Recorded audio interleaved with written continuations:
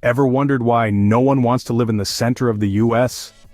It's a question that has likely crossed your mind at some point. There are plenty of stereotypes about the heartland, from endless cornfields to a lack of cultural diversity.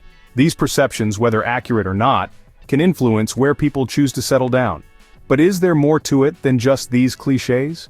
Are there other factors at play, hidden beneath the surface of these broad generalizations?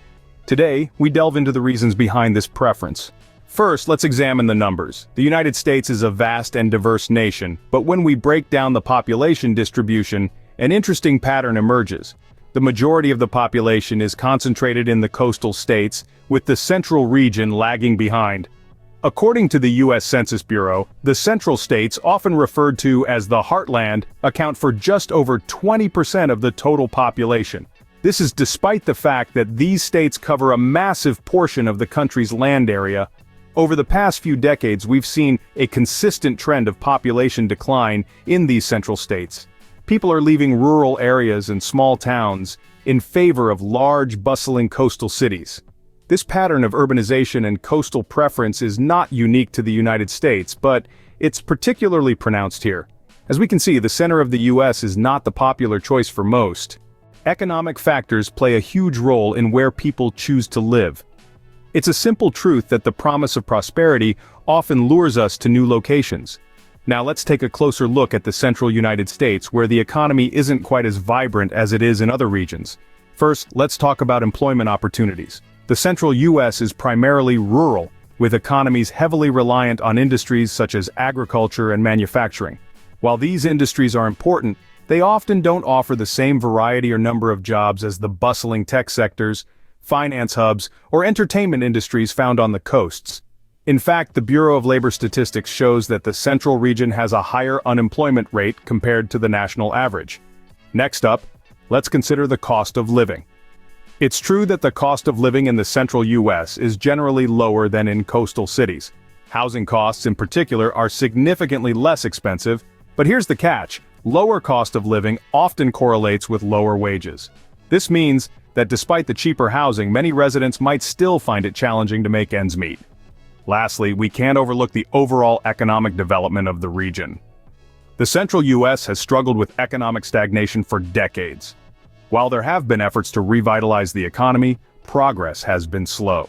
Infrastructure is often outdated, and investment in new business ventures is not as robust as in other areas. The Brookings Institution reports that the central US has a lower gross domestic product per capita than the national average.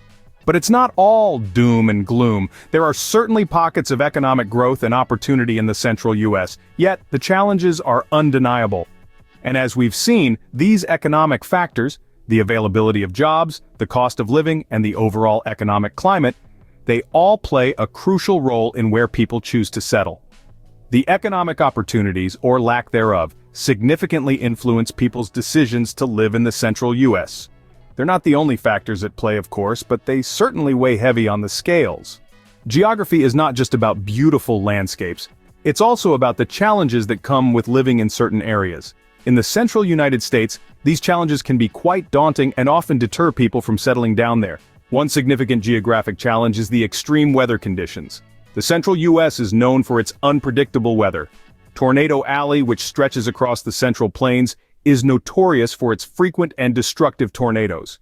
These tornadoes can cause severe damage and pose a serious threat to the lives and properties of those living in the area. In addition to tornadoes, the central US also experiences extreme temperature fluctuations. Summers can be extremely hot and dry, with temperatures often reaching well above 100 degrees Fahrenheit. In contrast, winters can be brutally cold, with temperatures often dropping well below freezing. These extreme weather conditions can make daily life difficult and uncomfortable, and they require residents to be prepared for a wide range of weather-related challenges. Another major geographic challenge is the lack of coastal access.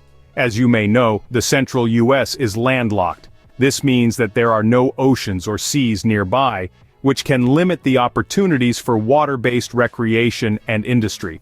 For instance, there are no beaches for swimming or sunbathing, no oceans for fishing or boating, and no ports for shipping or receiving goods.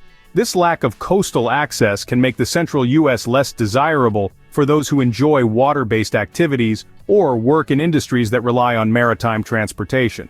Furthermore, the central U.S. is largely made up of flat plains and farmland. While this geography is great for agriculture, it can be less appealing for those who prefer more varied and dramatic landscapes. There are fewer mountains to hike, rivers to raft, and forests to explore compared to the coastal regions. In short, the geographic challenges of the central U.S., extreme weather conditions, lack of coastal access, and less varied landscapes can make it less appealing for many to live there. These geographic challenges make the center of the U.S. less appealing to many. Social factors are often overlooked when considering where to live. Yet, they play a significant role in shaping our lives and experiences. Let's take a closer look at the social aspects of living in the central U.S. compared to the coastal regions. The central U.S. is a kaleidoscope of cultures with a rich tapestry of traditions and lifestyles. It's a place where the fast-paced rhythm of the city meets the slow, relaxed pace of rural life. From the jazz and blues music that fills the air in cities like Kansas City and St. Louis to the rodeos and cowboy culture of the Great Plains, the central U.S. has a unique charm that's all its own. However, when compared to the coastal regions, the central U.S. might seem less diverse. The coastal regions are often seen as cultural melting pots, home to a wide array of ethnicities, languages, and traditions. They're buzzing with activity, art galleries, global cuisine, music festivals, and more. This diversity and vibrancy can be attractive, especially to those seeking a cosmopolitan lifestyle. Another crucial aspect is social amenities. The central U.S. does have a fair share of universities, museums, parks, and recreational facilities. But the coasts often outshine in this regard. Renowned universities, world-class museums, and star-studded entertainment events are commonplace in coastal cities. Finally, there's the lifestyle. The central U.S. is known for its friendly communities and slower pace of life, which many find appealing. However, those seeking the hustle and bustle associated with city life might find the coasts more enticing. The constant flow of activities, the 24/7 lifestyle, and the allure of city lights can be hard to resist for some. In conclusion, while the central U.S. does have its distinct cultural identity and social amenities, they can seem less varied and vibrant compared to the coastal regions. The perceived lack of social opportunities can dissuade people from settling in the central U.S. However, it's not all doom and gloom.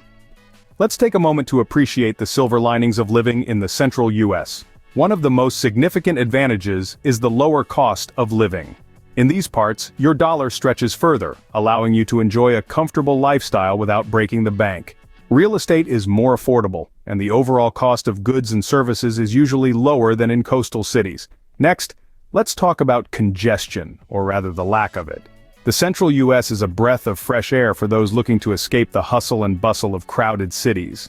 The open roads and spacious landscapes offer a sense of freedom and tranquility that's hard to find elsewhere. But perhaps the most heartwarming aspect of living in the heartland is the sense of community. The people here are known for their hospitality and neighborly spirit. In small towns and rural areas, it's common to know your neighbors, and community events are a staple of life. There's a certain charm in knowing that you're part of a close-knit community where people look out for each other. Yes, the central U.S. may not be everyone's cup of tea, but for those who value simplicity, affordability, and a strong sense of community, it's a slice of heaven on earth. These factors do attract a certain demographic to the central U.S. In conclusion, while the central U.S. may not be the most popular choice, it does hold appeal for some. We've delved into the population distribution, revealing a significant tilt towards the coasts. Economic factors such as job opportunities and cost of living play a pivotal role, often deterring individuals from residing in the heartland. Geographic challenges, including the extreme weather conditions and vast open spaces, can prove daunting for many. Plus, the social factors like cultural diversity and lifestyle preferences contribute to the central U.S. being less sought after. But let's not forget the bright side. The central U.S. offers a slower pace of life, lower housing costs, and a strong sense of community, which can be perfect for those seeking tranquility and a close-knit environment. Ultimately, where one chooses to live is influenced by a multitude of factors, and what works for one may not work for another.